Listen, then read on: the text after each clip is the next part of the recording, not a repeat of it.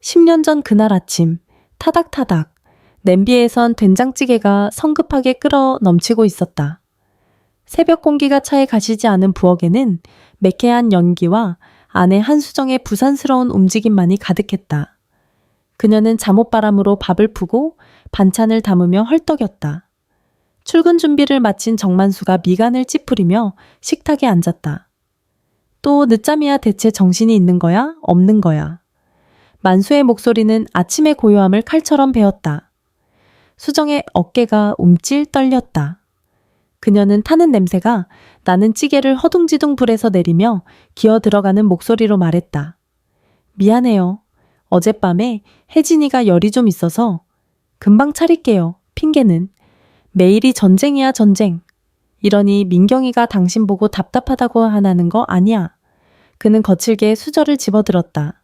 하지만 밥알 하나 입에 대지 않았다. 수정이 차린 밥상은 그의 분노 앞에 초라하게 식어가고 있었다. 그녀의 눈가가 붉어졌지만 수정은 아무 말 없이 고개를 숙인 채 도시락 뚜껑만 매만졌다. 그 침묵이 만수의 화를 더 돋우었다. 그렇게 입 꾹 다물고 있으면 다야 내가 벽 보고 얘기해. 됐어 밥맛 없어. 만수는 자리에서 벌떡 일어났다. 의자가 뒤로 넘어지며 요란한 소리를 냈다.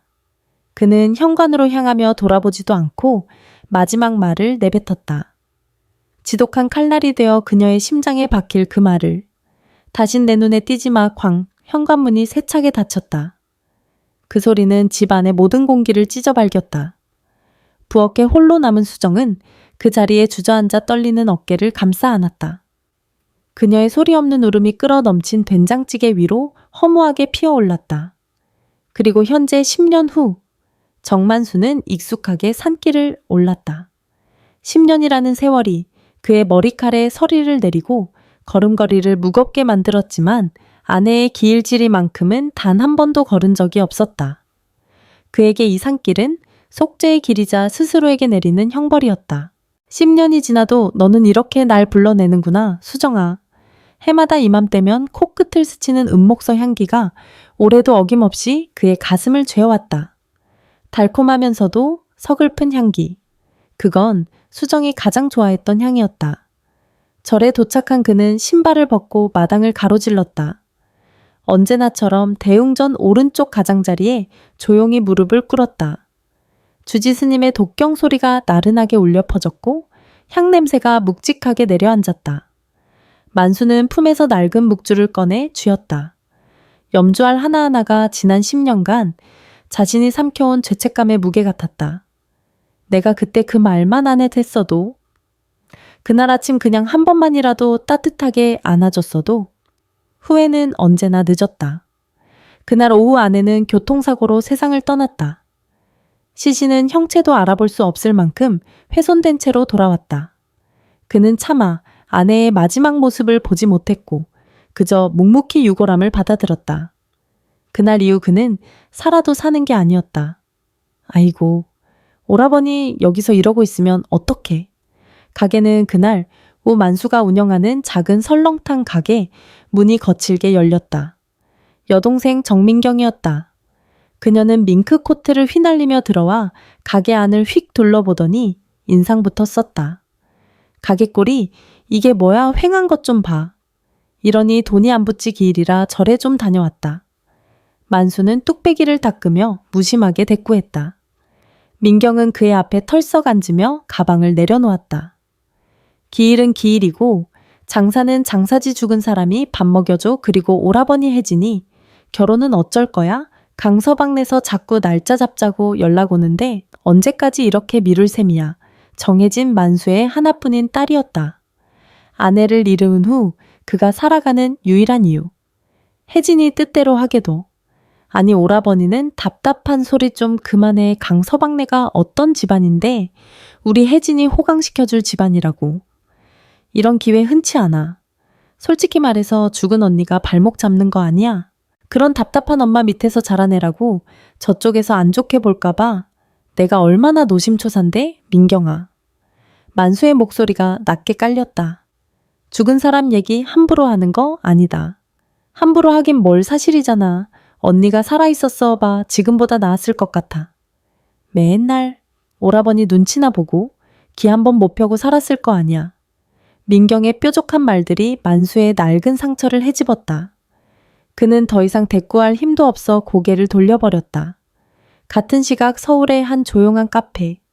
정해지는 약혼자 강지훈과 마주 앉아 있었다. 햇살이 창가로 쏟아져 들어와 그녀의 얼굴을 환하게 비쳤다. 아버님은 괜찮으셔 오늘 그날이잖아. 지훈이 걱정스러운 목소리로 물었다. 그는 따뜻하고 배려심 깊은 남자였다. 혜진은 희미하게 웃으며 고개를 끄덕였다. 괜찮으실 거야. 10년이나 됐는걸. 그래도 매년 오늘만 되면 아빠는 세상에 혼자 남겨진 사람처럼 보여. 내가 더 잘할게 혜진아. 아버님 외롭지 않으시게 우리 결혼하면 정말 가족이 되는 거잖아. 지우는 혜진의 손을 부드럽게 감쌌다. 그 온기에 혜진의 마음이 조금 놓였다.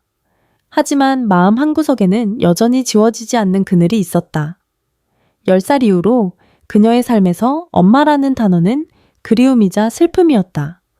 참 우리 엄마가 그러시는데 예단은 너무 신경 쓰지 말래. 아니야, 그래도 할 건 해야지. 우리 아빠가 너한테 뭐든 최고로 해주고 싶어 하셔. 두 사람은 곧 다가올 결혼을 이야기하며 소박한 미래를 그렸다.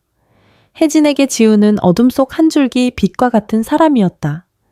이 행복을 절대로 놓치고 싶지 않았다. 며칠 뒤 만수는 잠을 이루지 못했다. 기일 이후로 아내의 마지막 모습이 꿈에 계속 나타났다. 그는 새벽 일찍 가게 문을 여는 대신 홀린 듯 다시 산으로 향했다. 오늘은 법회가 없는 평일이라 절은 한산했다. 그는 대웅전으로 향하지 않고 절 마당을 서성였다. 혹시나 하는 마음, 말도 안 되는 기대. 그때였다. 바람이 불어와 풍경풍칭 이 맑게 울었다. 그리고 그 소리와 함께 법당 옆을 조용히 지나가는 회색 장삼의 스님 한 분이 눈에 들어왔다. 만수는 숨을 삼켰다. 회색 승복 자락 아래로 보이는 흰 고무신 잡고 약간은 굽은 어깨, 그리고 오른손 검지와 중지를 맞대고 살짝 만지작거리는 그 습관. 수정. 야. 온몸의 피가 거꾸로 솟는 기분이었다. 심장이 미친 듯이 발밑으로 곤두박질 쳤다. 그는 자리에 주저앉을 뻔한 것을 간신히 참았다. 설마? 아니겠지? 내가 드디어 미친 거다. 헛것이 보이는 거야. 그는 눈을 비비고 다시 보았다. 스님은 화단의 꽃에 물을 주고 있었다. 그 뒷모습이 너무나도 익숙해서 만수는 가슴이 아려왔다. 그는 차마 다가가지도 말을 걸지도 못하고 그 자리에 얼어붙었다. 얼마나 지났을까? 물을 다 준 스님이 천천히 몸을 돌렸다. 그리고 만수를 바라보았다. 바람이 멎었다. 풍경 소리도 새소리도 세상의 모든 소리가 사라졌다. 만수의 눈에 들어온 것은 10년 전 그날 아침에 마지막으로 보았던 바로 그 얼굴이었다. 세월에 조금은 쓰러졌지만 그 깊고 조용한 눈매는 틀림없는 아내 한수정이었다. 스님의 눈이 아주 미세하게 흔들렸다. 그저 스쳐가는 불자의 못지를 보는 눈빛이 아니었다. 놀람과 슬픔 그리고 체념이 뒤섞인 듯한 그 눈빛. 만수는 입술을 달싹였지만 아무런 소리도 내지 못했다. 목구멍에 거대한 돌덩이가 걸린 것 같았다. 정가. 그가 간신히 쥐어짜낸 목소리는 바람에 흩어질 듯 미약했다. 스님은 아무 말 없이 그저 조용히 고개를 숙이더니 몸을 돌려 법당 안으로 사라졌다. 그 걸음걸이마저 기억 속 아내와 똑같았다. 만수는 그 자리에 망부석처럼 서서 텅 빈 법당 입구만 하염없이 바라보았다. 그의 뺨 위로 뜨거운 것이 흘러내리고 있었다. 그것이 눈물이라는 사실조차 인지하지 못한 채였다. 가게 문을 열고 들어서는 정만수의 걸음은 비틀거렸다. 그는 덜덜 떨리는 손으로 문을 잠그고 불도 켜지 않는 채 어둠 속에 우두커니 섰다. 귓가에는 제 거친 숨소리와 심장이 미친 듯이 울리는 소리만 가득했다. 미쳤어. 내가 드디어 미쳤어. 그는 스스로를 다그쳤다.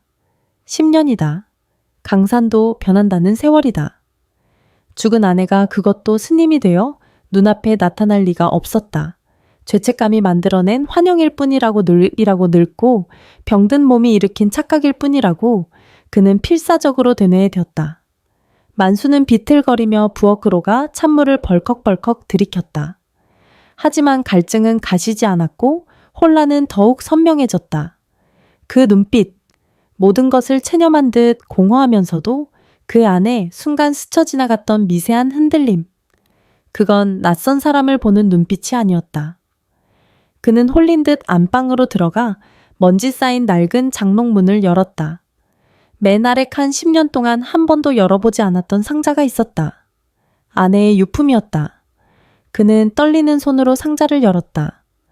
빛바랜 사진 한 장 손때 묻은 낡은 가계부, 그리고 수정이 직접 떠준 목도리가 그 안에 고이 잠들어 있었다.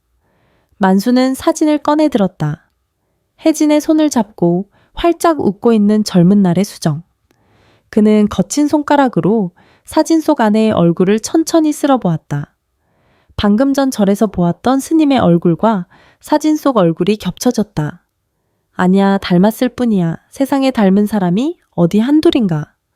그는 스스로를 설득하려 애썼지만 한번 피어오른 의심은 맹독처럼 온몸으로 퍼져나가고 있었다. 아빠 어디 안 좋으세요? 안색이 너무 안 좋아. 저녁 늦게 가게로 찾아온 혜진이 걱정스러운 얼굴로 물었다. 만수는 딸의 눈을 피하며 손사래를 쳤다. 아니다. 그냥 좀 피곤해서 그래. 너는 웬일이야 이 시간에. 지훈 씨랑 저녁 먹고 들어오는 길에 들렀어요. 아빠 저녁은 드셨어요? 아니, 생각이 없다. 평소와 다른 아버지의 모습에 혜진의 눈에는 근심이 가득했다. 아버지는 무언가에 홀린 사람처럼 넋이 나가 있었다. 그녀는 조심스럽게 물었다. 혹시 어제 절에 다녀오신 것 때문에 그러세요? 아니다, 그런 거. 만수는 단호하게 말을 잘랐다. 딸에게만큼은 이 혼란을 들키고 싶지 않았다. 죽은 엄마를 닮은 스님을 봤다는 말을 어떻게 할 수 있겠는가? 그건 딸의 가슴에 또 한 번 못을 박는 일이었다. 혜진은 더 묻지 않았다. 하지만 그녀의 마음은 무겁게 가라앉았다. 아버지는 거짓말을 하고 있었다. 10년의 세월에도 아물지 않는 상처가 오늘따라 유독 덧난 것처럼 보였다. 다음 날 만수는 결국 다시 절로 향했다. 어제는 속죄의 길이었고 오늘은 확인의 길이었다. 정말 그 스님이 아내인지 아니면 자신의 눈이 멀어버린 것인지 알아야만 했다. 하지만 스님은 어디에도 보이지 않았다. 만수는 애타는 마음으로 절 마당을 몇 바퀴나 돌았다. 지나가는 다른 스님에게 넌지시 물어보았지만 어제 그 자리에 있던 스님이라는 막연한 질문에 돌아오는 대답은 없었다. 시간은 무심하게 흘러 점심 공양 시간이 되었다. 그는 절을 떠나지 못하고 공양간 공양젠으로 향했다. 식욕은 없었지만 혹시나 하는 마음에 발걸음이 저절로 그리로 향했다. 배식대에는 몇몇 스님들과 보살들이 음식을 나눠주고 있었다. 그토록 찾던 회색 장삼의 스님은 보이지 않았다. 실망감이 밀려왔다. 만수는 밥과 몇 가지 나물을 받아 구석진 자리에 앉았다. 멍하니 숟가락을 들었다. 그리고 무심코 미나리 무침 한 젓가락을 입에 넣는 순간 그의 손이 허공에서 멈췄다. 익숙한 맛. 너무나도 익숙해서 눈물이 핑 돌 것 같은 맛. 고소한 들기름 향과 아삭한 미나리의 식감, 그리고 짜지 않게 간을 맞춘 절묘한 소금의 양. 이건 수정의 맛이었다. 혜진이가 엄마 손맛이라며 가장 좋아했던 바로 그 반찬. 세상 누구도 흉내낼 수 없다고 생각했던 아내만의 맛이었다. 만수는 심장이 멎는 것 같았다. 그는 고개를 번쩍 들었다. 그리고 저 멀리 추가 반찬을 나르고 있는 한 스님과 눈이 마주쳤다. 바로 그 스님이었다. 만수를 보는 스님의 눈이 순간 얼어붙었다. 그녀는 손에 든 반찬 그릇을 놓칠 뻔한 듯 어깨를 움찔했다. 하지만 그것도 잠시 그녀는 이내 모든 감정을 지워버린 차가운 무표정으로 돌아와 재빨리 고개를 돌려버렸다. 부정도 긍정도 아니었다. 완벽한 외면이었다. 하지만 만수는 보았다. 그 찰나의 흔들림을. 그건 명백한 도망이었다. 탁! 만수의 손에서 숟가락이 떨어졌다. 공양간의 조용한 정적을 깨는 날카로운 소음. 몇몇 사람들이 그를 쳐다보았지만 그는 아무것도 들리지 않았다. 그의 온 신경은 이미 등을 돌려 빠르게 사라지는 그 회색 장삼에 못 박혀 있었다. 그날 밤 혜진은 잠 못 이루는 아버지를 보며 더 이상 참을 수 없었다. 아버지가 절에 다녀온 뒤부터 완전히 다른 사람이 되었다. 아빠 솔직하게 말씀해 주세요. 절에서 무슨 일 있었죠? 만수는 한참을 망설이다. 결국 모든 것을 털어놓았다. 죽은 아내를 닮은 스님을 보았다는 것, 그리고 오늘 먹은 미나리 무침이 아내의 손맛과 똑같았다는 것까지. 혜진은 충격에 휩싸였다. 하지만 아버지의 넋 나간 표정을 보니 그저 헛것이라 치부할 수만은 없었다. 아빠 잠깐만 기다려보세요. 혜진은 자신의 스마트폰을 꺼내 무언가를 빠르게 검색하기 시작했다. 아버지가 다녀온 절의 이름, 그리고 스님이라는 단어를 조합했다. 절 홈페이지에 들어간 그녀는 신도 게시판과 사찰 안내 페이지를 샅샅이 뒤졌다. 아빠가 본 스님, 혹시 키가 작고 좀 마른 분이셨어요. 그래 맞다. 왜 뭐 아는 거냐? 혜진은 스마트폰 화면을 들여다보며 눈을 가늘게 떴다. 사찰의 주요 소임을 맡은 스님들의 명단과 사진이 있었다. 하지만 아무리 봐도 엄마를 닮은 얼굴은 없었다. 그녀는 포기하지 않고 최근 법회나 행사 소식을 알리는 게시판까지 훑어 내려갔다. 그러다 한 게시물에 달린 댓글에서 낯선 법명 파밍 하나를 발견했다. 오늘 공양간에서 무신모 우신 스님께서 만들어주신 나물 반찬이 참 맛있었습니다. 혜진의 손가락이 멈췄다. 그녀는 그 낯선 이름을 나지막이 읊조렸다. 무심, 마음이 없다. 감정이 없다. 혹은 모든 것을 비웠다. 그 이름이 마치 날카로운 가시처럼 그녀의 혀끝에 박혔다. 혜진은 불길한 예감에 휩싸인 채 떨리는 목소리로 아버지에게 물었다. 아빠? 그 스님 법명이 혹시 무심이에요? 무신? 그 두 글자가 밤새도록 혜진의 머릿속을 떠나지 않았다. 마음이 없다. 아버지를 그리고 자신을 마음에 두지 않기로 작정한 사람의 이름 같았다. 혜진은 뜬 눈으로 밤을 지새웠다. 아버지의 혼란스러운 얼굴과 절에서 등을 돌리던 스님의 뒷모습이 번갈아 떠올랐다. 이대로 아버지를 미쳐가게 둘 수는 없었다. 그리고 그녀 자신도 이 의문의 끝을 보아야만 했다. 다음날 아침 혜진은 회사에 병가를 냈다. 그녀의 첫 목적지는 10년 전 사고를 관할했던 경찰서였다. 10년 전 교통사고 기록 말씀이십니까? 민원실의 젊은 경찰은 난감한 표정을 지었다. 사건 종결된 지 너무 오래돼서 서류는 다 보관실로 넘어갔을 겁니다.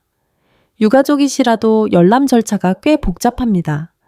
혜진은 포기하지 않았다. 그녀는 아버지의 위임장을 내밀며 간절하게 부탁했다.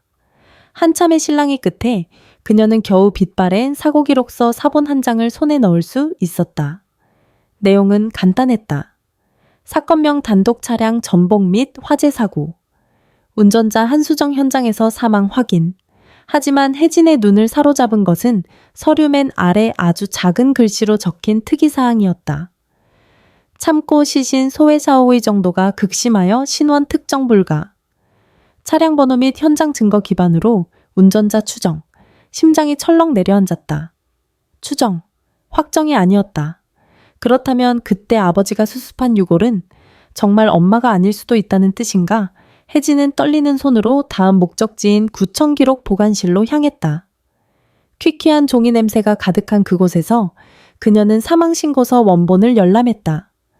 그리고 그곳에서 결정적인 단서를 발견했다. 사망자 확인란, 가족 확인 여부, 항목에 찍힌 것은 도장이 아닌 차가운 글자 X였다. 가족이 시신을 직접 확인하지 않았다는 뜻이었다. 더 충격적인 것은 장례 절차 항목이었다. 장례 절차, 무형오자, 의견 구제 화장 신청. 무형오자라고요? 혜진은 저도 모르게 중걸거렸다. 눈앞이 아찔했다. 아버지가 버젓이 살아있는데 엄마가 연고 없는 사람으로 처리되었다는 사실을 도저히 믿을 수 없었다. 대체 10년 전 그날 무슨 일이 있었던 걸까? 그녀는 곧장 아버지의 가게로 달려갔다. 가게 안에는 고모 정민경이 팔짱을 낀 채 서 있었다. 너 회사 안 가고 어디서 뭘 하다? 이제 와. 아버지는 또 넋이 나가 있고 혜진은 민경을 무시하고 아버지에게 다가가 서류를 내밀었다. 아빠 이것 좀 봐요. 엄마 무용호자로 처리됐었대요. 우리가 직접 확인한 게 아니었어요. 서류를 들여다보는 만수의 손이 가늘게 떨렸다. 그의 동공이 심하게 흔들리기 시작했다. 그 옆에서 대화를 엿듣던 민경이 기가 막히다는 듯 소리쳤다. 너 지금 제정신이야. 죽은 사람 무덤을 파헤치겠다는 거야. 그거 지금 와서 알아본다고? 뭐가 달라져? 고모는 가만히 좀 계세요. 이건 우리 가족 일이에요. 뭐, 이게 왜 내 가족 일만이야. 10년 동안 내 아빠 뒷바라지 하면서 너희 먹여 살린 건 나야. 이제 와서 죽은 언니 타령이라니 아주 은혜도 모르는 것들.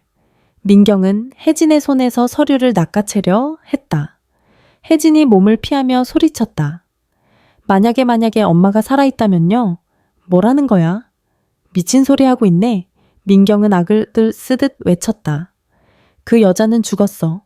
내 아빠 인생 망치고 내 인생 발목 잡던 그 여자는 10년 전에 이미 죽었다고 이제 와서 그 여자 망령이라도 불러내서 어쩌자는 건데 그 순간 만수가 나지막이 입을 열었다.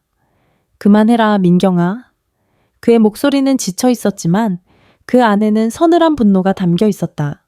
민경은 입술을 깨물며 물러섰지만 혜진을 쏘아보는 눈빛에는 살기가 가득했다. 고모와의 다툼으로 혜진의 머릿속은 더 복잡해졌다. 하지만 동시에 확신이 들었다. 고모는 무언가를 감추고 있거나 혹은 진실이 드러나는 것을 극도로 두려워하고 있었다. 포기할 수 없었지. 그녀는 다시 채올랐다. 공식적인 기록만으로는 부족했다. 만약 엄마가 그 사고에서 살아남았다면 가장 먼저 갔을 곳은 병원이었다. 혜진은 스마트폰지도 앱을 켜고 10년 전 사고 지점 인근의 병원들을 검색하기 시작했다. 큰 종합병원은 기록에 없었다. 그렇다면 작은 병원이나 요양시설일 가능성이 높았다. 리스트에는 병원 서너 곳의 이름이 떴다. 그중 삼청요양병원이라는 낡은 이름이 그녀의 눈에 들어왔다. 지금은 다른 이름으로 바뀌어 운영되고 있는 곳이었다. 병원 원무과를 찾아간 혜진은 10년 전 기록을 찾아달라고 사정했다. 직원은 난색을 표했지만 딸의 간절한 눈빛을 외면하지 못하고 낡은 컴퓨터를 켰다. 2014년 9월 초? 교통사고 환자라. 잠깐만요. 엑셀 시트를 넘기던 직원의 손가락이 한 줄에서 멈췄다. 여기 있네요. 혜진은 숨을 죽였다. 9월 3일 새벽 5시 55분 신원미상 여성 도로변에서 구조 후 응급 이송 보호자 없음 초기 의식 불명 외상 흔적 다수 혜진의 심장이 발끝으로 떨어지는 것 같았다. 그녀는 떨리는 목소리로 물었다. 그 환자 이름이 뭐였나요? 직원은 마우스를 스크롤하며 말했다. 신원 확인이 안 돼서 간호사가 임시로 이름을 붙여놨네요. 환자가 계속 중얼거리던 이름이었다고. 어라 이름이? 수정으로 되어 있습니다. 혜진의 눈앞이 하얘졌다. 그 환자 어떻게 됐나요? 퇴원했나요? 이틀 뒤에 퇴원한 걸로 되어 있네요. 그런데 좀 이상해요. 임계자 정보가 성명 미상, 사찰의 시, 차 관계자로 추정이라고만 되어 있어요. 신분 확인도 없이 스님 한 분이 데려갔다고 모든 조각이 하나로 맞춰졌다. 스님, 그 스님이었다. 혜진은 마지막 희망을 걸고 물었다. 혹시 그때 담당했던 간호사님, 지금도 여기 근무하시나요? 아니요. 그분은 퇴사하신 지 오래됐어요. 그런데 가끔 근처 요양원에 봉사하러 오시긴 해요. 직원의 도움으로 혜진은 수소문 끝에 은퇴한 노간호사와 연락이 닿았다. 병원 근처 작은 공원 벤치에서 마주 앉은 혜진은 10년 전 기억을 더듬는 노간호사의 입술만 초조하게 바라보고 있었다. 기억나요? 아주 조용하고 눈이 참 슬펐던 환자였지. 노간호사는 희미한 기억을 떠올렸다. 스님이 데리러 오시기 전날 밤이었나. 그분이 혼잣말처럼 중얼거리는 걸 들었어요. 혜진은 마른 침을 삼켰다. 뭐라고 하셨는데요? 노간호사는 잠시 망설이더니 혜진의 눈을 똑바로 바라보며 말했다. 계속 같은 이름만 불렀어요. 아주 애타게 공예이도 만수씨. 만수씨. 그 말이 마지막일 줄은 몰랐다고. 그 순간 혜진의 눈에서 뜨거운 눈물이 폭포처럼 터져나왔다. 만수씨. 세상 그 누구도 아닌 오직 그녀의 어머니만이 부를 수 있는 그 이름이었다. 혜진의 차는 지난 10년의 안개를 가르듯 아스팔트를 질주했다. 귓게는 은퇴한 노간호사의 목소리가 무한궤도처럼 맴돌았다. 만수씨, 그 말이 마지막일 줄은 몰랐다고. 눈물이 시야를 흐렸지만 그녀는 속도를 줄이지 않았다. 흐르는 눈물 한 방울 한 방울은 어머니가 홀로 견뎌냈을 고독과 슬픔의 무게였다. 질주하는 도로의 1m 1m는 10년이라는 단절의 세월을 뛰어넘기 위한 처절한 몸부림이었다. 핸들을 쥔 손마디가 하얗게 질려 있었다. 손에 쥔 스마트폰에는 사고 기록과 병원 서류가 담겨 있었다. 부정할 수 없는 증거. 하지만 지금 그녀에게 필요한 것은 증거가 아니었다. 그녀는 대답을 원했다. 어머니의 진심 어린 말 한마디가 절실했다. 절에 도착하자 맑게 울리는 풍경 소리가 이상하리만치 귀를 때렸다. 마음을 가라앉히던 향냄새가 오늘은 숨막히게 가슴을 옥죄었다. 그녀는 차를 거칠게 세우고 미친 듯이 뛰는 심장을 안고 절 안으로 향했다. 어머니는 그곳 국화꽃이 핀 화단 옆에 있었다. 무심스님은 잿빛 승복 차림으로 조용히 꽃에 물을 주고 있었다. 살짝 굽은 등이 한없이 가녀려 보였지만 혜진의 눈에는 자신과 어머니 사이를 가로막아 온 거대하고 차가운 벽처럼 보였다. 혜진은 몇 걸음 앞에서 걸음을 멈췄다. 숨이 턱까지 차올랐다. 무심, 스님, 목소리가 가늘게 떨려 나왔다. 물뿌리개를 쥔 스님의 손이 순간 멈칫했다. 그녀는 바로 돌아보지 않았다. 마치 마음을 다잡을 시간이 필요한 사람처럼. 그리고 아주 천천히 느리게 몸을 돌렸다. 얼굴은 파문 하나 잃지 않는 호수처럼 고요했다. 하지만 혜진은 보았다. 그 눈동자 깊은 곳에서 일렁이는 미세한 파동을. 무슨 일이십니까, 보살님? 감정이라곤 한 톨도 묻어있지 않은 타인의 목소리였다. 그 인위적인 평온함이 혜진의 심장을 산산조각 냈다. 그녀는 한 걸음 앞으로 다가섰다. 정말 절 모르시겠어요? 아니면 모르는 척 하시는 건가요? 스님은 시선을 살짝 아래로 내리며 그녀의 눈을 피했다. 무슨 말씀을 하시는지 모르겠습니다. 엄마 10년 동안 가슴속 깊이 묻어두었던 그 단어가 둑이 터지듯 터져나왔다. 무심의 어깨가 파르르 떨렸다. 얼굴을 뒤덮고 있던 평온의 가면이 처음으로 금이 갔다. 하지만 그녀는 소매 아래로 주먹을 꽉 쥘 뿐 아무 말도 하지 않았다.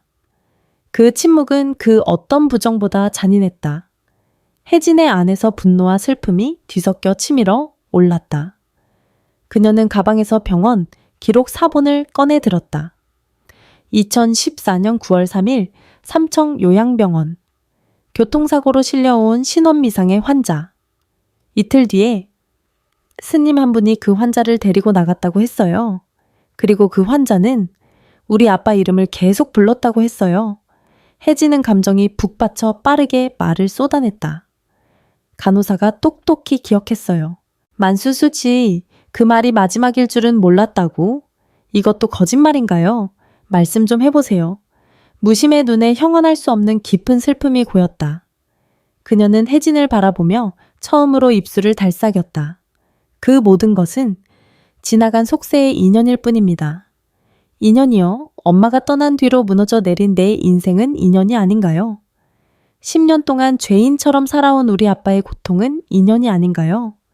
눈물이 이제 걷잡을 수 없이 흘러내렸다. 혜진은 한 걸음 더 다가섰다. 스님의 몸에서 나는 옅은 향냄새가 느껴질 만큼 가까운 거리였다. 왜요? 왜 그러셨어요?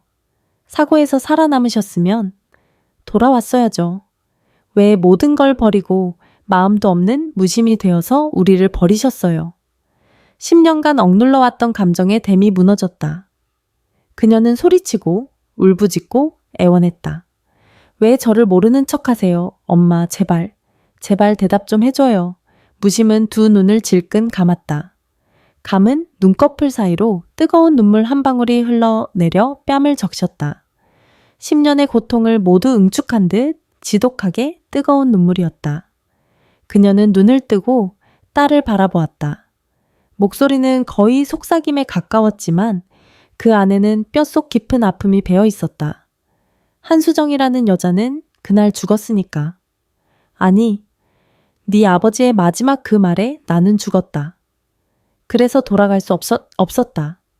더 이상 그 사람의 아내로, 너의 엄마로 살아갈 수가 없었어. 한마디 한마디가 비수가 되어 혜진의 심장에 박혔다. 이것은 그녀가 원했던 대답이 아니었다. 그녀가 그토록 그리워했던 엄마의 모습이 아니었다. 싸우는 대신 도망치는 것을 택한 상처 입은 한 여자일 뿐이었다. 무심은 몸을 돌렸다. 그 행동은 단호했다. 자신과 딸 사이에 넘을 수 없는 벽을 세우는 마지막 몸짓이었다.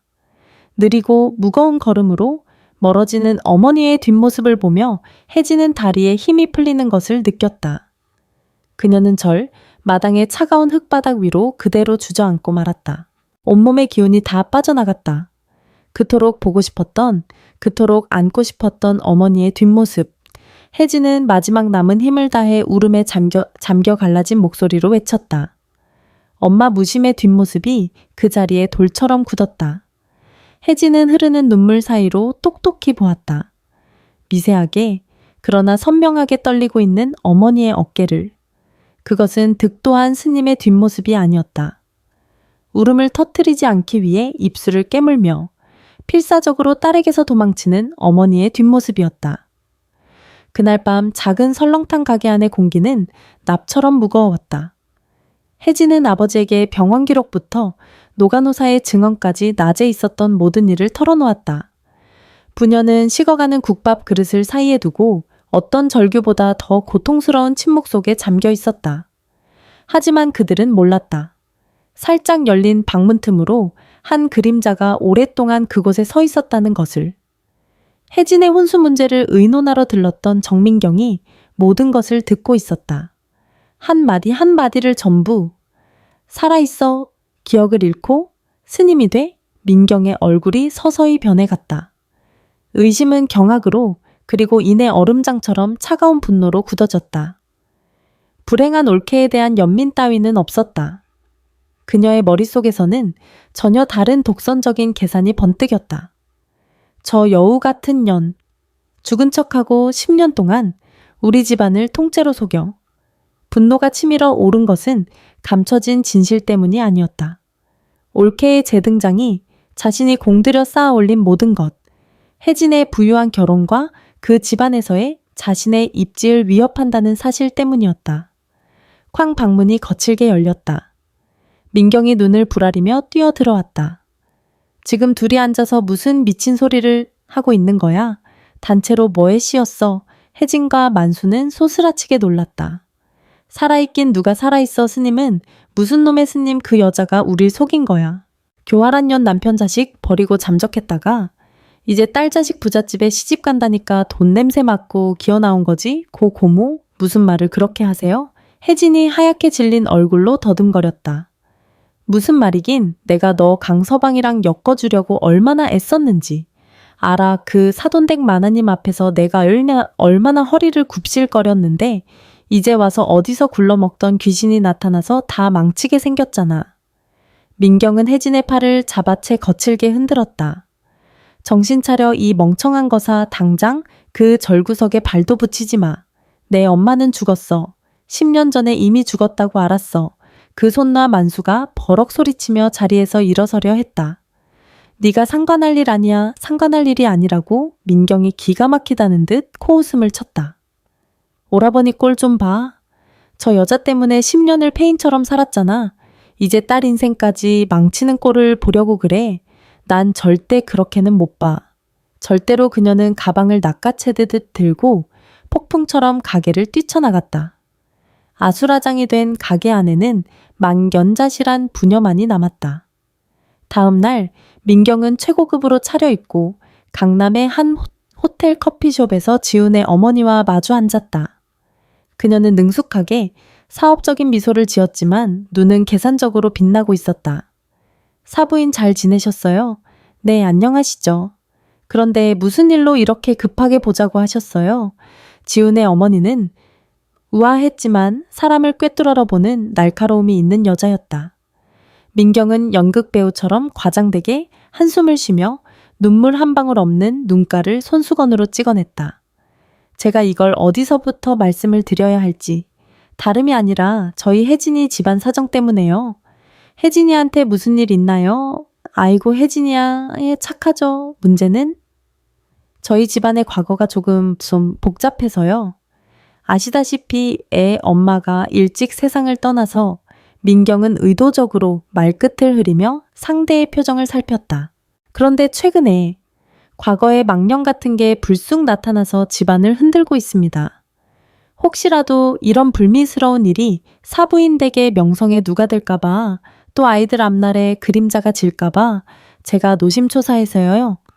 그녀는 구체적인 내용은 말하지 않았다. 하지만 복잡한 과거, 과거의 망령, 집안을 흔든다는 단어들은 지훈 어머니의 마음에 의심과 불안의 씨앗을 심기에 충분했다. 그녀의 얼굴이 즉시 심각해졌다. 그게 무슨 말씀이세요? 제가 모르는 뭔가라도 있나요? 아유, 아닙니다. 사부인 민경은 서둘러 손을 내저었다. 제가 다 깨끗하게 처리할 겁니다. 그저 혹시나 하는 마음에 미리 귀띔이라도 드리는 게 도리인 것 같아서요. 민경은 목적을 달성했다. 이제부터 강씨 집안이 혜진을 주시하며 압박하기 시작하리라는 것을 그녀는 정확히 알고 있었다. 커피숍을 나선 후에도 민경의 분노는 가라앉지 않았다. 그녀는 차에 시동을 걸었지만 집으로 향하지 않았다. 이글거리는 눈으로 그녀는 엑셀을 밟았다. 차는 맹렬하게 도로를 질주했다. 목적지는 산속의 그 절이었다. 산사는 고즈넉했다. 바람이 나무짚을 스치는 새소리가 평화로웠다. 무심새우님은 뒤뜰에서 묵묵히 대나무 빗자루로 낙엽을 쓸고 있었다. 느리고 정갈한 그녀의 몸짓은 마치 수행의 한 과정 같았다. 끼이 날카로운 브레이크 소리가 그 평화를 찢어 발겼다. 민경의 고급 세단이 절 입구에 거칠게 멈춰섰다. 그녀는 차에서 뛰쳐나와 하이힐 굽으로 자갈 깔린 마당을 분노의 차 쿵쿵 찍으며 걸었다. 뒤뜰에서 무심을 발견한 순간 민경의 마지막 남은 이성마저 끊어졌다. 한수정 10년간 봉인되었던 그 이름이 천둥처럼 울려 퍼졌다. 무심이 굳었고 손에 쥐고 있던 빗자루가 바닥으로 떨어졌다. 그녀가 천천히 돌아보았다. 민경은 이미 코앞까지 다가와 있었다. 증오로 일그러진 얼굴이었다. 네가 아직도 살아있어. 그녀는 침을 튀기며 고함을 질렀다. 내 오빠 인생 망쳐놓고 내 새끼까지 버리고 도망가더니 이제 와서 딸 앞길까지 막겠다고. 이 뻔뻔하고 낯짝 두꺼운 연무심은 그저 침묵한 채 서 있었다. 얼굴에는 아무런 표정도 없었고 고요한 눈은 바닥을 향해 있었다. 그 침묵이 민경을 더욱 미치게 만들었다.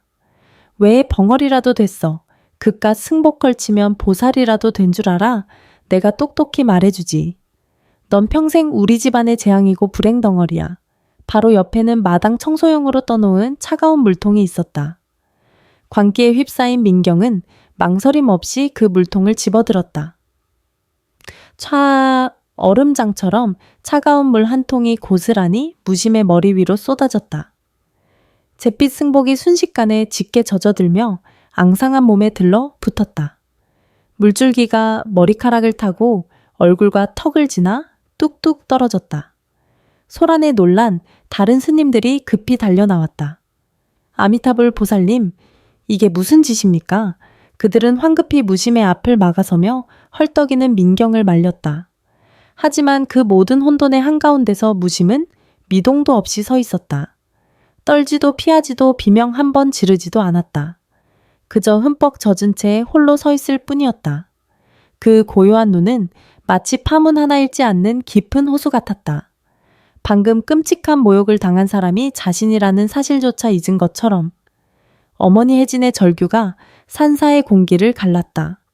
아버지 정만수와 함께 뒤늦게 절에 도착한 그녀의 눈에 들어온 것은 물에 빠진 생쥐꼴로 서 있는 어머니와 그 앞을 가로막고 선 스님들, 그리고 여전히 분이 풀리지 않는 채 악을 쓰고 있는 고모 정민경의 모습이었다.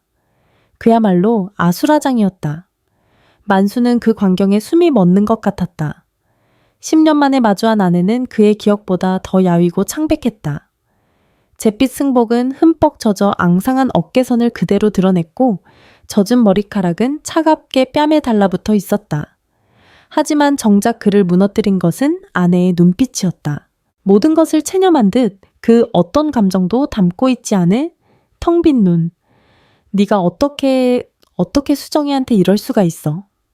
만수가 민경에게 달려들려는 것을 다른 스님이 간신히 막았다. 오라버니는 빠져 저 여우 같은 년한테 속지마. 민경은 끝까지 발악했다. 결국 주지 스님인 해월후이유에 나섰다.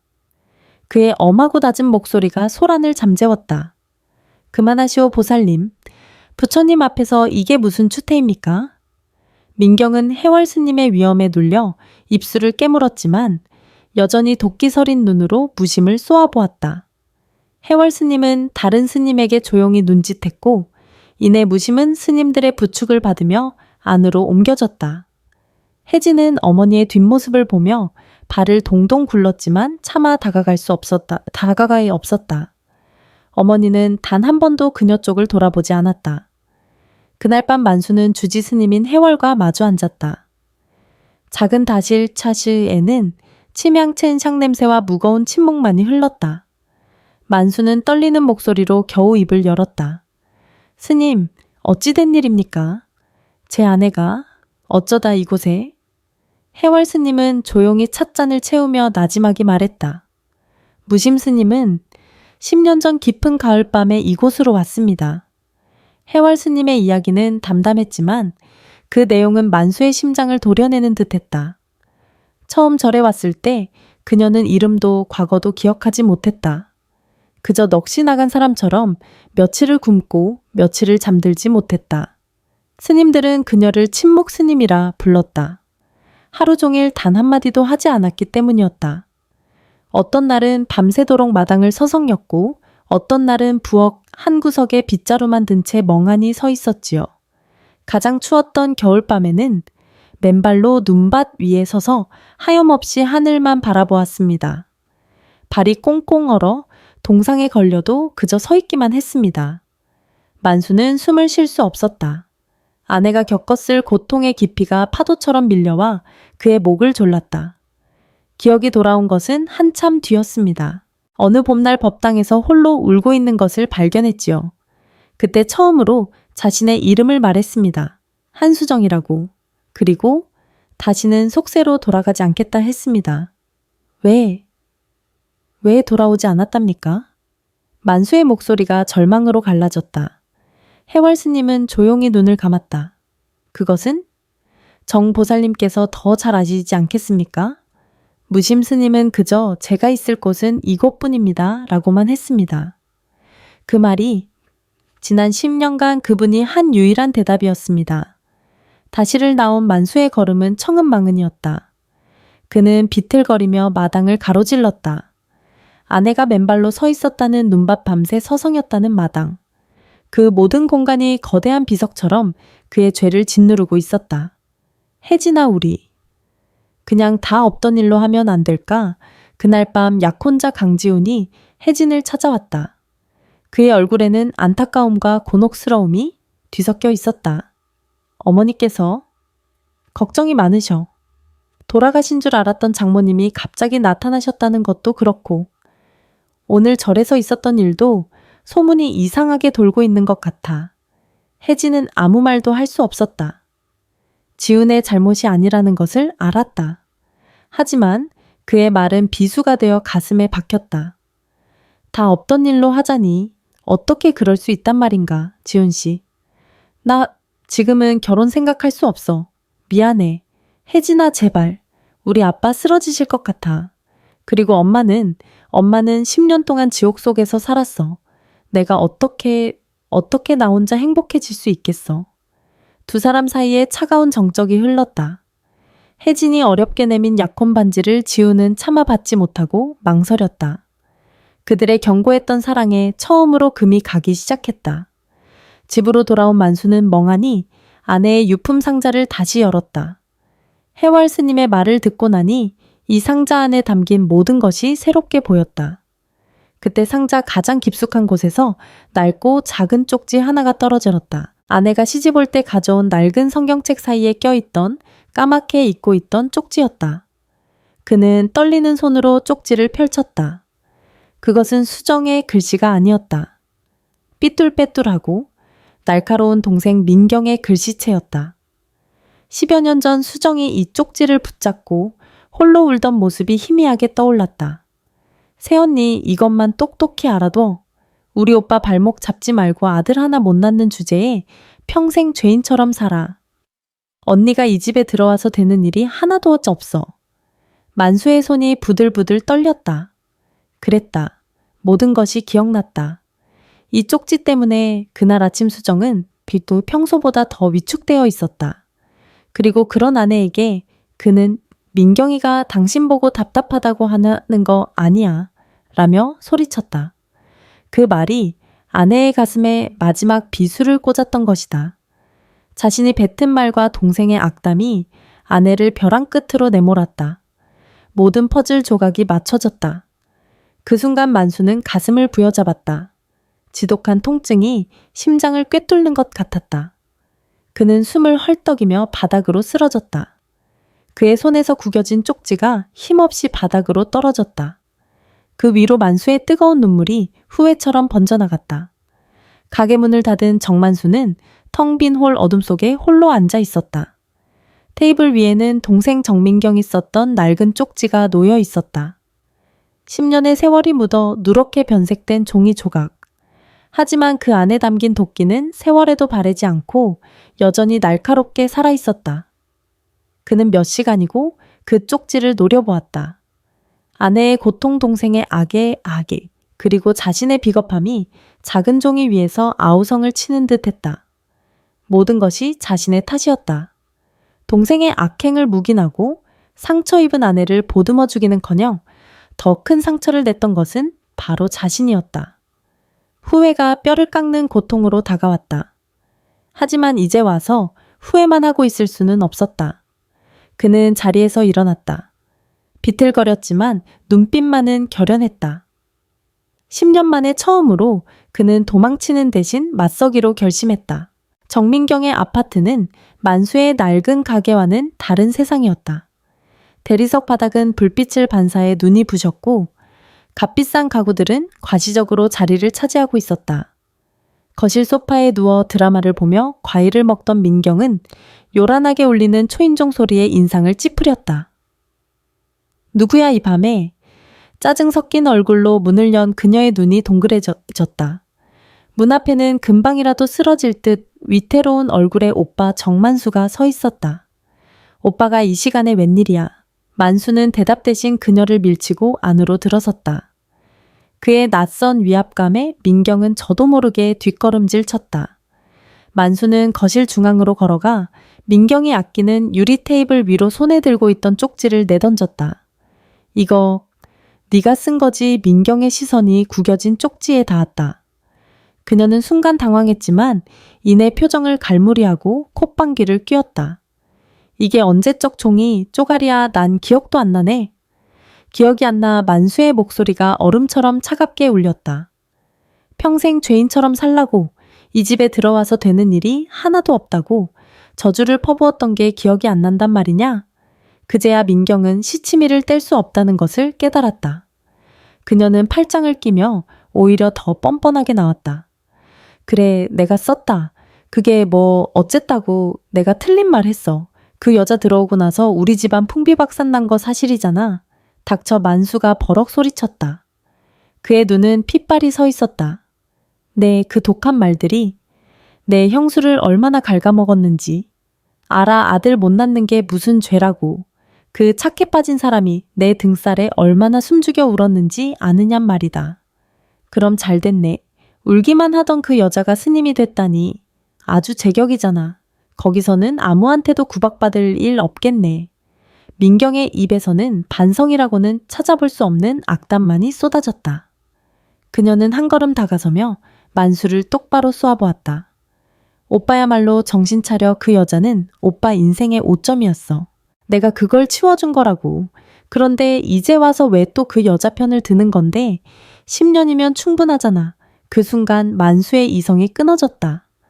수정이 맨발로 눈밭에 서 있었다던 모습, 텅 빈 눈으로 자신을 외면하던 모습, 그리고 물에 흠뻑 젖어서도 미동조차 않던 모습이 눈앞을 스쳐 지나갔다. 그 모든 고통의 시작이 바로 눈앞의 동생이었다. 네가 내 그 칼 같은 말들이 수정이를 죽인 거나 다름없어. 만수의 절규에 민경은 조소를 터뜨렸다. 죽긴 누가 죽어 멀쩡히 살아있더만 차라리 그때 정말 죽었으면 좋았을걸. 그 여자는 그렇게 될 만했어. 아니, 그 이상을 당했어도 싸짝 세상의 모든 소리가 멈췄다. 거실을 가로지르는 날카로운 파열음과 함께 민경의 고개가 옆으로 돌아갔다.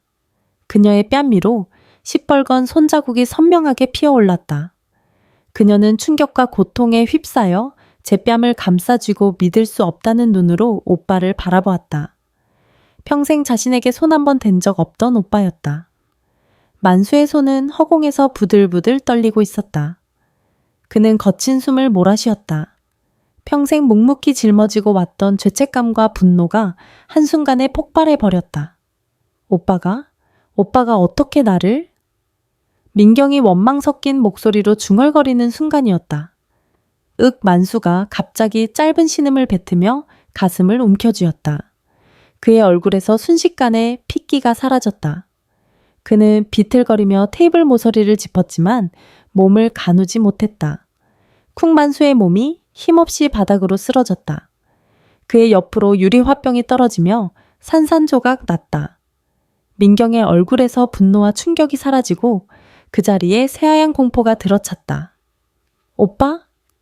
오빠 왜 그래? 그녀는 쓰러진 오빠에게 다가가 흔들었다. 하지만 만수는 미동도 없었다. 그의 굳게 닫힌 눈, 창백한 입술. 바닥에는 그가 떨어뜨린 낡은 쪽지가 모든 비극의 시작처럼 나뒹굴고 있었다. 오빠 눈 좀 떠봐 오빠. 민경의 겁에 질린 비명이 텅 빈 아파트에 울려 퍼졌다. 응급실 복도를 밝히는 형광등 불빛이 차갑게 흩어지고 있었다. 혜진은 수술실 앞 의자에 멍하니 앉아 차가워진 제 손만 내려다보고 있었다. 10분이 1시간처럼 1시간이 영원처럼 느껴졌다. 고모의 울음 섞인 전화를 받고 병원으로 달려온 것이 몇 시간 전이었다. 급성 심근경색. 의사의 진단은 짧고 무정했다. 아버지, 제발. 그녀의 메마른 입술에서 기도가 새어나왔다. 세상에 혼자 남겨질지도 모른다는 공포가 검은 파도처럼 덮쳐왔다. 엄마를 잃었던 10살의 그날처럼 모든 것이 무너져 내리는 기분이었다. 저 멀리 복도 끝에서 정민경이 벽에 기댄 채 서 있었다. 평소에 기세등등하던 모습은 온데간데 없었다.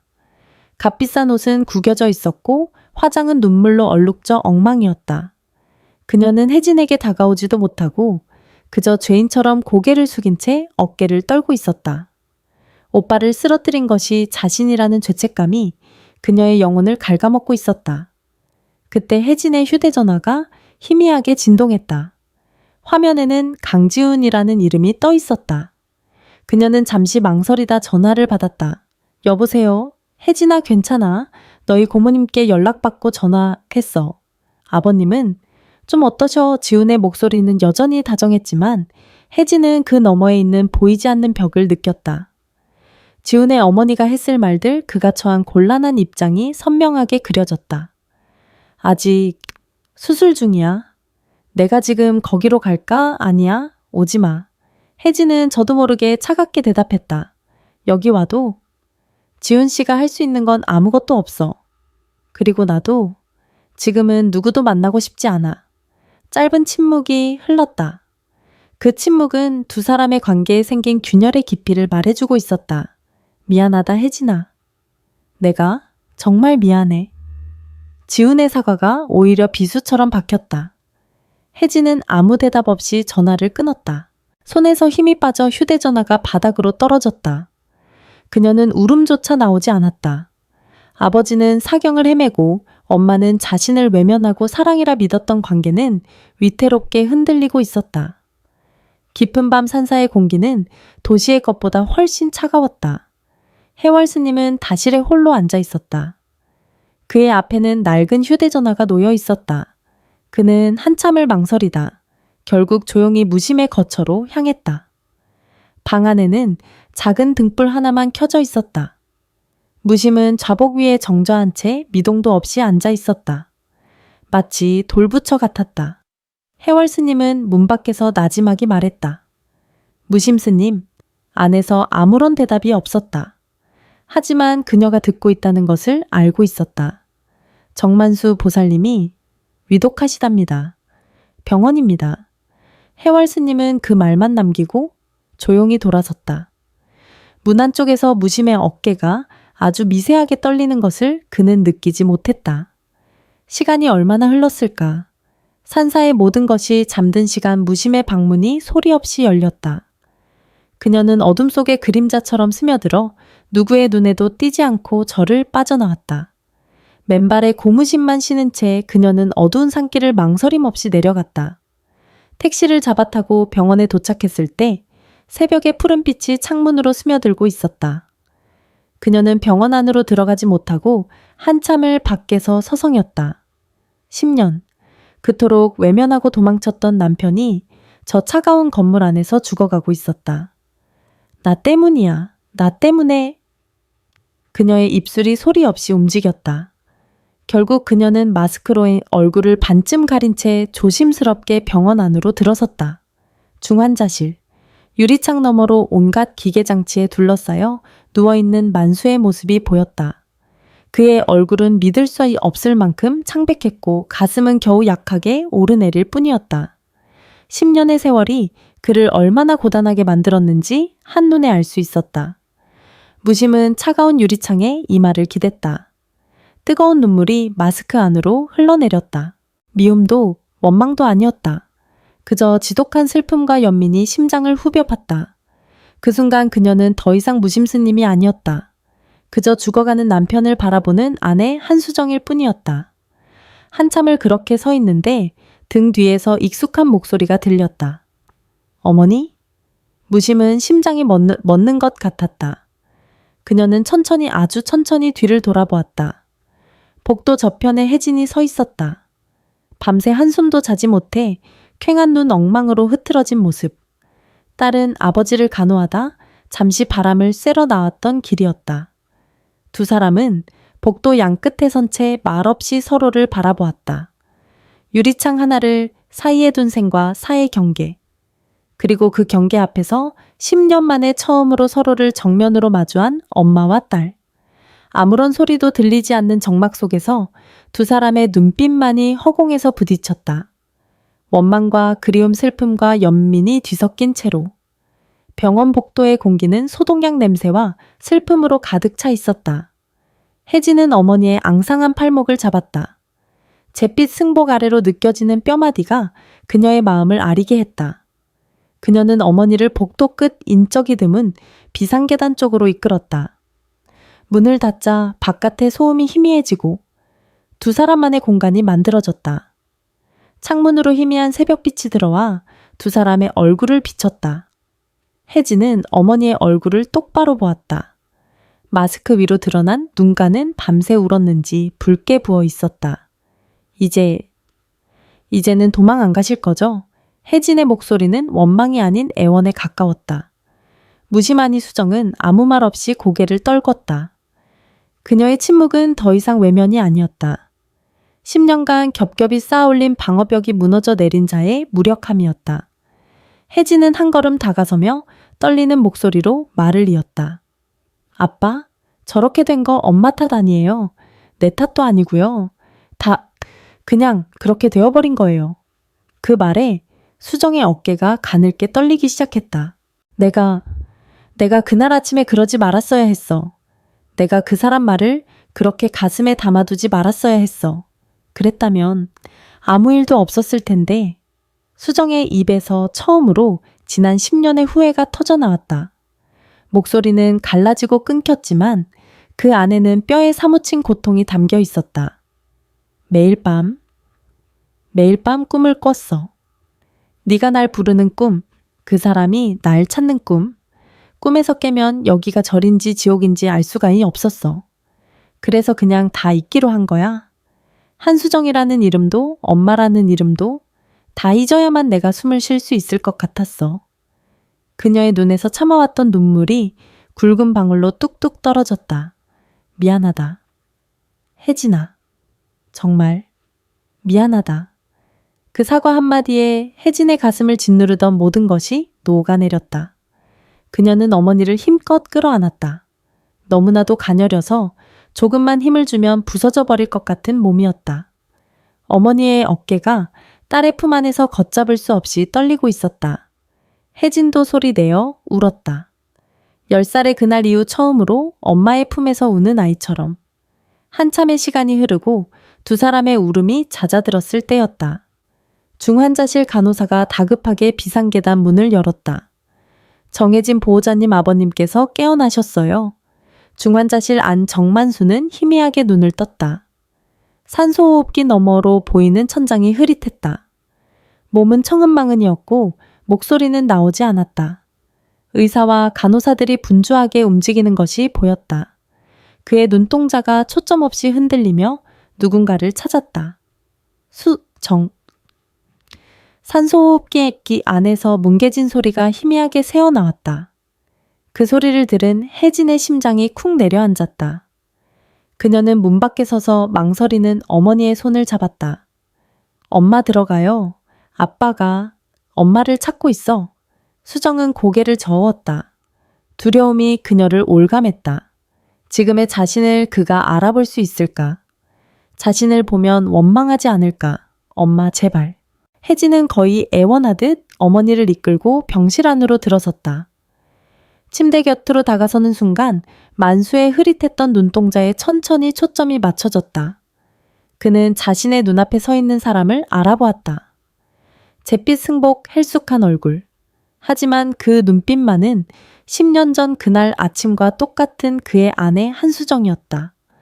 만수의 눈에서 눈물 한 줄기가 힘없이 흘러내렸다. 그는 손을 뻗으려 했지만 손가락 하나 까딱할 수 없었다. 그저 눈물만이 그의 모든 감정을 대변하고 있었다. 미안함, 그리움, 그리고 안도감, 수정도 울고 있었다. 그녀는 조심스럽게 다가가 링거 주사가 꽂힌 남편의 손을 가만히 잡았다. 10년 만에 처음으로 닿는 온기. 거칠고 투박했지만 세상에서 가장 익숙한 손이었다. 어떤 말도 필요 없었다.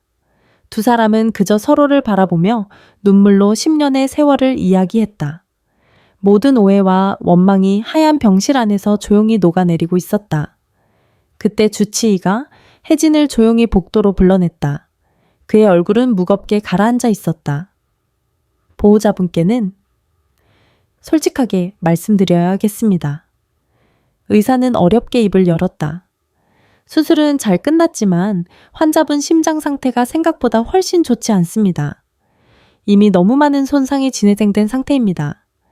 혜진의 심장이 다시 차갑게 식어내렸다. 그게 무슨 말씀이세요? 마음의 준비를 하셔야 할 것 같습니다. 환자분께 남은 시간이 그리 길지 않을 수 있습니다. 의사의 마지막 말은 사형 선고처럼 혜진의 귓가에 울렸다. 그녀는 휘청거리는 몸을 간신히 벽에 기댔다. 방금 전 기적처럼 다시 만난 가족.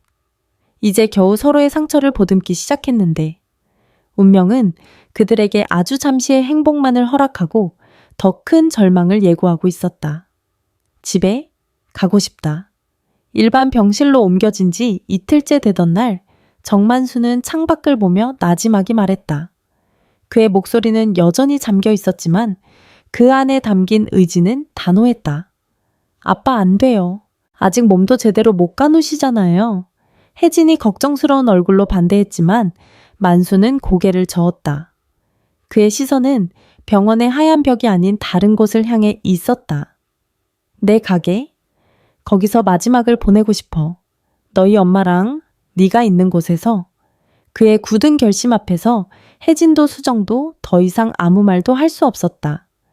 의사는 극구 반대했지만 환자의 마지막 소원을 꺾을 수는 없었다. 결국 만수는 위험을 감수하고 퇴원 수속을 밟았다. 오랜만에 돌아온 설렁탕 가게는 먼지가 뽀얗게 쌓여 있었다. 하지만 만수에게는 세상에서 가장 편안한 공간이었다. 가게 안작은 방에 자리를 펴고 눕자 그는 비로소 평온한 미소를 지었다. 그날 이후 세 사람의 짧고 애틋한 동거가 시작되었다. 수정은 잿빛 승복을 벗고 혜진이 급하게 사온 수수한 옷으로 갈아입었다. 그녀는 더 이상 무심스님이 아니었다. 그저 남편의 마지막을 지키는 아내 한수정이었다. 그녀는 10년 만에 다시 부엌에 섰다. 서툴고 어색했지만 기억은 몸에 남아 있었다. 그녀는 매일 정성껏 죽을 끓이고 만수의 수건을 삶고 그의 곁을 묵묵히 지켰다. 혜진은 회사에 무기한 휴직을 냈다. 그녀는 더 이상 약혼 반지를 끼지 않았다.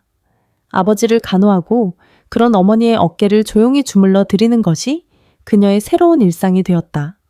10년간 비어있던 가족이라는 퍼즐이 비록 마지막 조각일지라도 기적처럼 맞춰지고 있었다. 어느 날 오후 가게 문을 조심스럽게 두드리는 소리가 들렸다. 문 밖에는 강지훈이 서 있었다. 그의 손에는 과일 바구니와 죽이 들려 있었다. 아버님, 좀 어떠세요? 그는 혜진의 눈치를 살피며 조심스럽게 물었다. 그의 얼굴에는 미안함과 안타까움이 가득했다.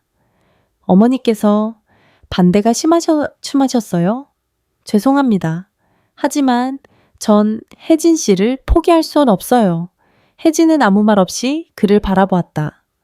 그의 진심을 의심하는 것은 아니었다. 하지만 지금 그녀의 세상은 오직 아버지와 어머니뿐이었다. 마음만 받을게요, 지훈 씨. 돌아가세요. 그녀는 차갑지만 단호하게 말했다. 지훈은 더 이상 아무 말도 하지 못하고 무거운 발걸음을 돌렸다. 닫힌 문을 사이에 두고 두 사람의 엇갈린 운명이 소리 없이 멀어지고 있었다. 며칠이 더 흘렀다. 만수의 기력은 하루가 다르게 쇠해해 가고 있었다. 그는 이제 혼자서는 자리에서 일어나기도 힘들었다. 그날 저녁 가게 문틈으로 누군가 안을 기웃거렸다. 정민경이었다. 그녀는 며칠 동안 오빠의 소식을 듣고도 차마 찾아올 용기가 없었다.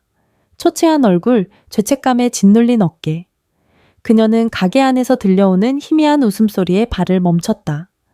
창문 너머로 수정이 만수의 이마에 물수건을 올려주고 혜진이 아버지의 손을 잡고 조곤조곤 이야기를 나누는 모습이 보였다. 너무나도 평온하고 단란한 그녀가 끼어들 틈이 없는 가족의 모습이었다.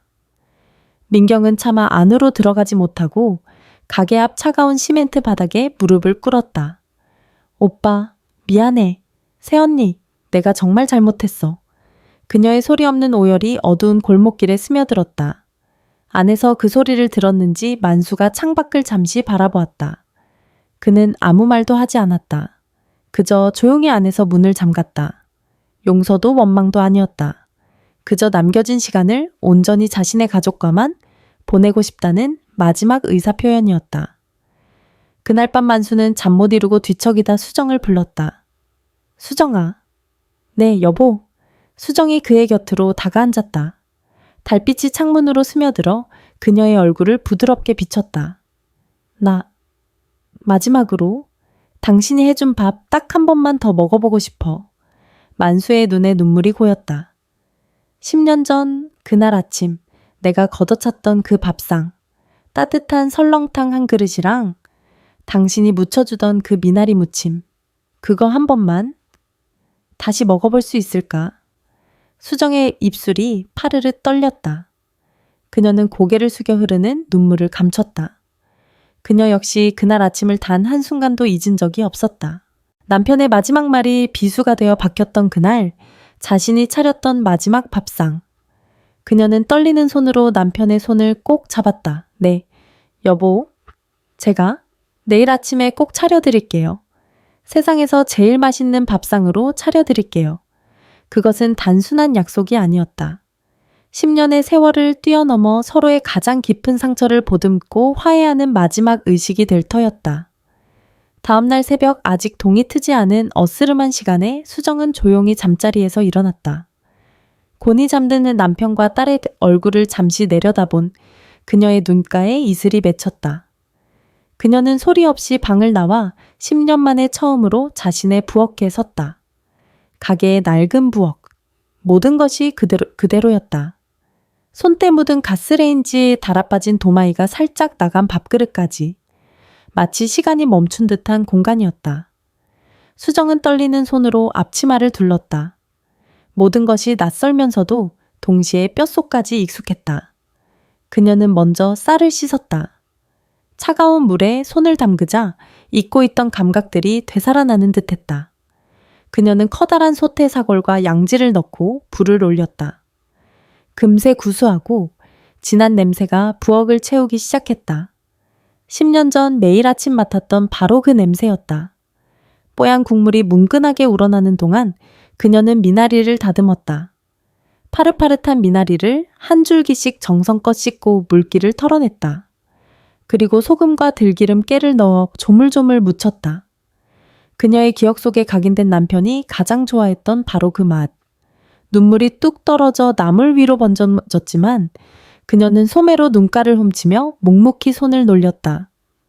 해지는 부엌에서 나는 희미한 소리에 잠이 깼다. 그녀가 조용히 방문을 열었을 때 그녀의 눈에 들어온 것은 분주하게 움직이는 어머니의 뒷모습이었다. 희미한 새벽빛을 등지고 서 있는 작고 갸녀린 등. 해지는 문가에 기댄 채 그 모습을 가만히 바라보았다.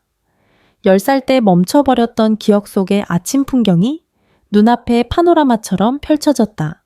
울컥하고 뜨거운 것이 목구멍으로 치밀어 올랐다. 아침 해가 가게의 낡은 창문으로 따스하게 쏟아져 들어올 무렵 마지막 밥상이 차려졌다. 갓 지어 김이 모락모락 나는 쌀밥, 뽀얗게 우러난 진한 설렁탕, 방금 무쳐낸 향긋한 미나리 무침, 그리고 잘 익은 깍두기까지. 소박하지만 세상 그 어떤 진수성찬보다 더 깊은 의미가 담긴 밥상이었다. 혜진의 부축을 받아 자리에서 일어난 만수는 정갈하게 차려진 밥상을 보고 말을 잃었다. 그의 눈에는 회한과 그리움, 그리고 감사함이 뒤섞여 있었다. 그는 떨리는 손으로 수저를 들었다. 먼저 국물 한 숟가락을 떠서 입으로 가져갔다. 바로 그 맛이었다. 10년 동안 그토록 그리워하고 꿈속에서조차 찾아 헤맸던 아내의 맛. 변하지 않으던 그 맛이 그의 메마른 영혼을 따스하게 적셨다. 그는 아무 말 없이 그저 아이처럼 국밥을 먹고 또 먹었다. 수정과 혜진은 아무 말 없이 그 모습을 지켜보았다. 밥 먹는 소리, 수저 부딪히는 소리만이 가게 안을 조용히 채웠다. 그 소리는 마치 세 사람이 함께 연주하는 마지막 교향곡 같았다. 한참 뒤 만수는 수저를 내려놓았다. 그는 밥그릇을 거의 다 비운 상태였다. 그는 자신을 바라보는 아내와 딸을 향해 아주 희미하지만 평온한 미소를 지어 보였다. 맛있네. 참 맛있다. 그는 힘겹게 손을 뻗어 수정의 손을 잡았다. 그의 손은 얼음장처럼 차가웠지만 아내의 손을 잡은 힘만은 단단했다. 수정아, 미안했다. 10년 동안 빚진 사과였다. 내가 다 잘못했어. 당신을 그렇게 보낸 것도, 10년 동안 당신을 원망하며 살았던 것도 다 내 탓이야. 수정은 고개를 저으며 눈물을 흘렸다. 아니에요, 여보. 아니에요. 만수는 아내의 손을 잡은 채로 시선을 돌려 딸 혜진을 바라보았다. 우리 딸, 아빠가 미안하다. 좋은 아빠가 되어주지 못해서. 정말 미안해. 아니야, 아빠? 아니야. 혜진은 울음을 터뜨리며 아버지의 손 위로 제 손을 포겠다. 만수는 두 사람의 손을 번갈아 잡았다. 그의 숨소리가 조금씩 거칠어지고 있었다. 그래도 마지막에 이렇게 당신이 차려준 밥 먹고 우리 딸 얼굴 보고 가니까 나는 이제 여한이 없어. 그는 다시 수정을 바라보았다. 그의 눈빛은 사랑과 감사로 가득 차 있었다. 고마웠어, 수정아. 당신 만나서 내 인생이 참 행복했어. 그리고 그의 목소리가 점점 희미해졌다. 사랑해. 그것이 그의 마지막 말이었다. 만수는 아내와 딸의 손을 잡은 채 아주 천천히 평화롭게 눈을 감았다. 마치 긴 여행을 마치고 고단한 몸을 뉘는 사람처럼 그의 얼굴에는 희미한 미소가 걸려 있었다. 아침 햇살이 세 사람 위로 부드럽게 쏟아져 내렸다. 한 남자의 고통스러웠던 속죄가 끝나고 그의 마지막 사랑이 완성되는 순간이었다. 수정과 혜진은 흐느끼지 않았다. 그저 아버지의 남편의 마지막 가는 길을 눈물 어린 눈으로 그러나 온 마음을 다해 지켜보고 있었다. 그것이 그들이 그에게 해줄 수 있는 마지막 사랑의 표현이었다. 정만수의 장례는 그가 평생을 바쳤던 작은 설렁탕 가게에서 조촐하게 치러졌다. 찾아오는 조문객은 거의 없었지만 장례식장은 슬픔보다는 고요한 평화로 가득했다. 수정은 더 이상 승복을 입지 않았다. 그녀는 검은 상복을 입고 딸의 곁에서 묵묵히 남편의 마지막 길을 지켰다. 그녀의 얼굴에는 눈물 대신 모든 것을 받아들인 자의 고요한 체념이 어려 있었다. 가끔 찾아오는 손님들은 스님이었던 그녀를 의아하게 쳐다보았지만 누구도 감히 그 사연을 묻지 않았다. 발인 날 영정 사진 속 만수는 희미하게 웃고 있었다. 마치 남겨진 아내와 딸에게 이제 괜찮다고 말해주는 듯했다. 그의 유골은 화장되어 수정이 머물던 산사 근처 햇살이 잘 드는 양지 바른 곳에 묻혔다. 이름 없는 작은 나무 아래 그는 비로소 10년의 짐을 내려놓고 영원한 안식에 들었다. 장례를 마치고 수정은 다시 절로 돌아갔다. 하지만 이번에는 혼자가 아니었다. 혜진이 그녀의 뒤를 따랐다. 엄마, 저도 당분간 여기서 지내면 안 될까요? 수정은 아무 말 없이 딸을 바라보다 작게 고개를 끄덕였다. 그것은 허락이자 위로였다. 그날부터 혜진은 절에서의 생활을 시작했다. 새벽에 일어나 예불을 드리고 마당을 쓸고 공양간에서 스님들을 도왔다. 속세의 번잡함을 떠난 그곳에서 그녀는 비로소 자신과 어머니의 상처를 정면으로 마주할 수 있었다. 두 사람은 많은 대화를 나누지 않았다. 하지만 함께 밥을 짓고 함께 밭을 메고 함께 아버지의 무덤을 돌보는 동안 10년간 끊어졌던 마음의 끈이 아주 천천히 그러나 단단하게 이어지고 있었다. 혜진은 어머니의 주름진 손에서 침묵하는 눈빛 속에서 그녀가 홀로 견뎌왔을 고통의 세월을 읽었다. 어느 날 저녁 법당에서 예불을 마치고 나온 수정이 혜진에게 작은 상자 하나를 내밀었다. 만수의 유품이었다. 그 안에는 그가 10년 동안 몰래 써왔던 붙이지 못한 편지들이 들어있었다. 혜진은 방으로 돌아와 떨리는 손으로 첫 번째 편지를 펼쳤다. 수정에게. 당신이 떠난 첫날 나는 아무것도 느끼지 못했어. 심장이 멈춘 줄 알았거든. 어느 날부터는 당신이 아니라 내가 당신을 밀어낸 게 아닐까 두려웠어. 그래서 스님이 됐다는 얘기를 듣고 처음엔 분노했고 그 다음엔 나도 모르게 안도했어. 당신이 나를 떠나서라도 살아있다는 사실에. 만약 언젠가 우리 셋이 다시 마주 앉을 수 있다면 나는 아무것도 묻지 않을 거야.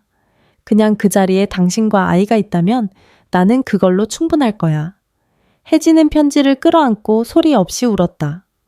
아버지의 서툴지만 절절했던 사랑이 그의 깊은 후회가 낡은 종이 위에서 고스란히 느껴졌다. 그녀는 비로소 아버지의 고통을 그리고 어머니의 선택을 온전히 이해할 수 있었다. 몇 달이 흘러 산에 얼어붙었던 계곡이 녹고 새싹이 돋아나는 봄이 왔다. 그날 아침 수정은 해월 스님을 찾아갔다. 그녀는 주지 스님 앞에 조용히 무릎을 꿇고 깊이 고개를 숙였다. 스님, 그동안 감사했습니다. 해월 스님은 아무것도 묻지 않고 그저 온화한 미소로 그녀를 바라보았다. 이제 가보셔야지요. 가셔서 행복하셔야 합니다. 그것이 부처님의 뜻이고 먼저 간 정보살의 바람일 겁니다. 수정은 다시 한번 깊이 절을 올리고 방을 나섰다. 그녀가 방으로 돌아왔을 때 혜진은 이미 어머니의 단출한 짐을 다 꾸려놓은 상태였다. 엄마 준비 다 됐어요. 혜진은 환하게 웃었다. 그 웃음은 지난 겨울의 슬픔을 모두 녹여버릴 만큼 따스했다. 두 사람은 스님들에게 마지막 인사를 하고 10년의 세월이 얽힌 산사를 나섰다. 내려가는 길 혜진이 수정의 손을 꼭 잡았다.